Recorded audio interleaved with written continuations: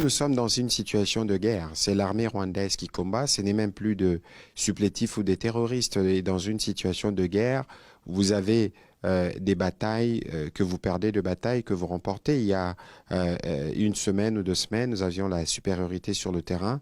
Et aujourd'hui, les rapports de force ont changé. C'est aussi cela la réalité de la guerre. Mais nous, dans tout ce qui se passe, nous avons une vraie détermination autour du président de la République pour mettre fin, cette fois-ci, une bonne fois pour toutes, à ces aventures rwandaises qui n'ont que trop duré. Et nous avons une stratégie qui se fonde sur cet axe, notamment le front diplomatique, le front militaire, les fronts judiciaires, le front médiatique et les fronts économiques, parce que c'est finalement une guerre qui ne vise que des pillages. Et c'est pour ça que nous avons entamé beaucoup d'actions, notamment contre Apple, qui a déjà décidé de ne plus s'approvisionner dans la région.